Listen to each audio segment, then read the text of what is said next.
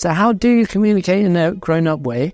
The first thing is to understand that hopefully in a healthy relationship, when we upset each other, we didn't mean to. We weren't trying to. By the way, if you're with someone who is trying to, then you probably shouldn't be with them. But in general, we upset each other, but I look at my wife, she looks at me and says, I realize that you didn't want this. And I realize you love me, and so there's no blame and hatred. We also have to have some self-control, by the way. It means you should never really speak when you're in pain, frustration, anger. Don't speak at that point. Get some space, breathe. Get some space and breathe. And then when you're calm, then you can come back and then you can communicate. You can talk to each other. There was one psychologist who worked out that if your heartbeat is above a certain rate, you can't communicate properly. So all the couples therapy he did, when they came in there and they started shouting, he said, stop. He had a certain measure and he was like, stop, don't talk anymore. Because you can't say anything. Even if you say the right thing, you're saying it in a horrible way, they can't accept that from you. So you have to have your own gauge. You're going to get to a point where what you're going to say isn't going to help. And you've got to be able to have some self-control and say, okay, I'm not going to say. Step back. But then when you get back together, how are you going to communicate? So really, this is the key. We express how we feel without blaming. You're bad, it's your fault. Why? No. You know what? I notice. I observe. I see this happens. You know what? I notice you're leaving your socks lying around a lot. Random example, by the way. I notice you're leaving your socks around a lot.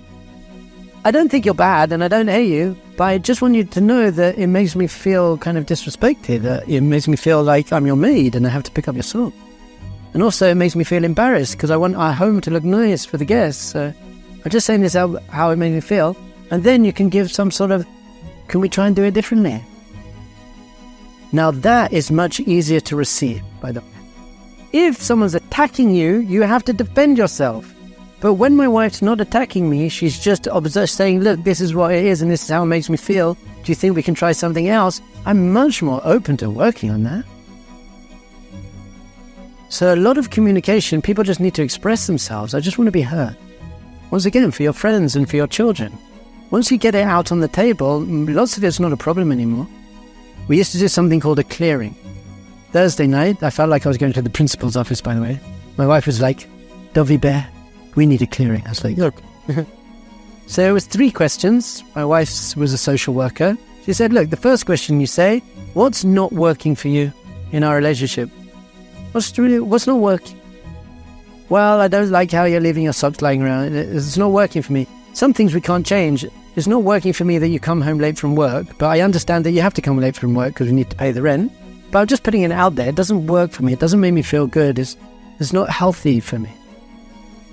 The other person can't say, well, you leave this. Just let the person express themselves. What's not working for you? And then again, we say, what's not working for you? Anything else, what's not working for you? And then once the person has expressed themselves without you attacking or defending, and just let them express themselves, and then you switch what's not working for you. Or we did all 3 together. Then the second question was, what is working for you? That's nice. Positive reinforcement. You know, I love it when you get up early and make my tea for me. I love it when you call me from work. So now, that's great. Now I know what my wife wants. I know what makes her feel good. Positive reinforcement. And the third question was, what are you holding on to?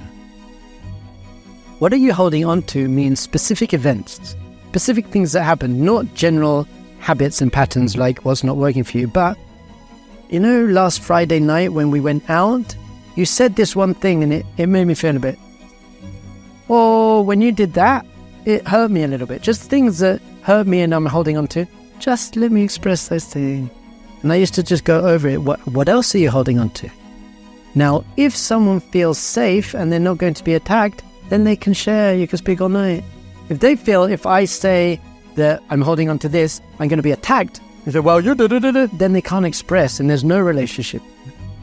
So you've got to make it a safe environment. You can say whatever you need to say. And usually about 80% of the issues are cleared up just by being expressed and heard.